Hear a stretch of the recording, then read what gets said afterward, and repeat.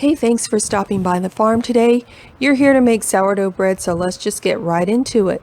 For the best results, I recommend watching this video the entire way through and stopping by friendlyfeathersfarm.com/sourdough, where I give advice on what to do if your starter develops a dark layer, what size cast iron Dutch oven to use, and how to prevent your bread from burning on the bottom.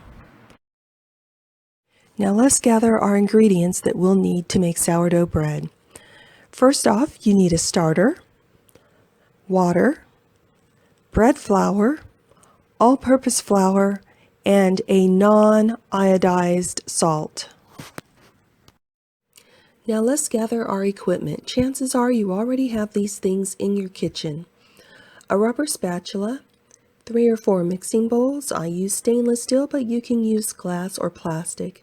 Parchment paper, a cast iron Dutch oven with a lid, measuring cups and measuring spoons, a digital kitchen scale, a clear glass jar or other clear glass container with a lid, scissors, a marker, and a kitchen towel or a hand towel. Let's begin by feeding the starter. In a mixing bowl, measure 1/3 cup of starter and 1 cup of water. Ideally, we want to use unchlorinated water because water that contains chlorine or other chemicals may inhibit the natural yeast we're trying to grow. Stir it until it's well mixed and it almost looks like milk. To this, you want to add a heaping cup of all-purpose flour. Incorporate all this well. It should be the consistency of thick pancake batter. If it seems a little too thick, just add a tablespoonful of water and remix. Keep in mind that a little water will go a long way in this situation. Now, transfer it to a glass container. Use something that's going to accommodate at least double the volume of the starter because it's going to expand. Put a lid on loosely and mark the top level of the starter. Depending on the temperature of your kitchen, it should take anywhere from 4 to 8 hours to double. It's best to use the starter when it's at its peak. Have a look at this starter here. It doubled, but it's starting to fall. This happens after the yeast have consumed all the sugars in the flour. That's okay, it's still nice and bubbly and should make good bread, but let's do a float test just to be sure. Fill a cup or a bowl with 3 to 4 inches of water. Take a spoonful of the fed starter, scrape it off into the water. If it floats, it's ready to use. If it sinks, give the starter another feeding by measuring out 1/3 cup of the starter and repeating the feeding process. This starter floats, so let's move on and weigh out our bread flour. Place a bowl on the scale. Be sure to zero it so the weight of the bowl isn't included as part of the weight of the flour. Measure out 560 grams of bread flour and add 2 teaspoons of salt and set it aside. Place another bowl on the scale and zero it. Weigh out 420 grams of water.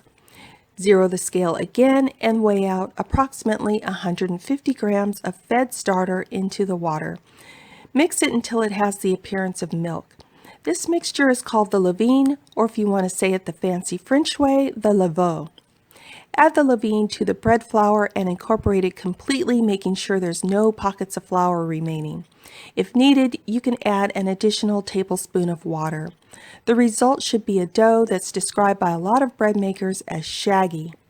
Moisten a towel and cover the dough for 30 to 45 minutes. Hey, quick side note here, the starter we just fed is enough for 2 loaves of bread, which is what I'll be doing in this video. If you want to do that as well, duplicate the ingredients in 2 separate bowls. If you have 2 Dutch ovens, that'll allow you to bake both loaves at the same time. If you only want to make a 1 loaf of bread, that's fine. There'll be leftover starter. You can discard that, keep it for the next batch of bread, or it's great for making things like sourdough crackers, biscuits, or even cinnamon rolls. Okay, now we're ready to stretch and fold the dough. Have a bowl of water nearby to wet your hands. This prevents the dough from sticking to them. Pull the dough from the side of the bowl, stretch it, and fold it over. Give the bowl a quarter turn and repeat. Wet your hands as necessary. After 2 to 3 minutes of stretch and fold, the dough will tighten up. Flip it over so it sits in the bowl like a ball and cover it with a moist towel. Now, wait for the dough to rise. Depending on the temperature of your kitchen, this can take anywhere from 4 to 24 hours. All right, the dough rose nicely. Now let's give it a final stretch. Have a bowl of water nearby and an empty bowl. Lightly wet the inside of the empty bowl with your hand. Scrape the dough into the empty bowl. Put a piece of parchment paper over the bowl you just scraped the dough out of and set it aside. Wet your hands and stretch the dough in all directions, but not to the point of breaking. Put the stretched dough in the bowl with the parchment paper. We don't want the dough to rise anymore, so put it in the fridge. This slows down the process. At this point, if you're not ready to bake bread, the dough can stay in the fridge for up to 24 hours. If you are ready to bake bread, put a cast iron pot in the oven, set the temperature for 500 degrees Fahrenheit, and heat it for 1 hour and 20 minutes. While we're waiting for the oven to heat, give this video a thumbs up. If you found it useful, I'd greatly appreciate it. It really helps out my channel. Thank you. After the cast iron pots have heated, remove the bread from the fridge. As the bread bakes, it's going to expand. This is referred to as oven spring. Just before it goes into the heated oven, it'll need to be scored. This gives the trapped gases somewhere to go. I use a pair of scissors for scoring. It doesn't need to be too deep. A depth of about 1/4 of an inch is sufficient. You can make any design you like. It can be a simple X or a spiral like I did. Take the cast iron out of the oven. Be very careful not to burn yourself. The pots are going to be hot. Working quickly, remove the lid, put the dough in the pot, and replace the lid. Bake at 500 degrees Fahrenheit for 22 minutes. After 22 minutes, remove the lid and continue baking for another 22 minutes until the bread is nice and brown. Well, congratulations! You just baked a beautiful, delicious loaf of sourdough bread. Take the loaf from the cast iron pot, remove the parchment paper, set the bread on a rack to cool for at least an hour before enjoying it.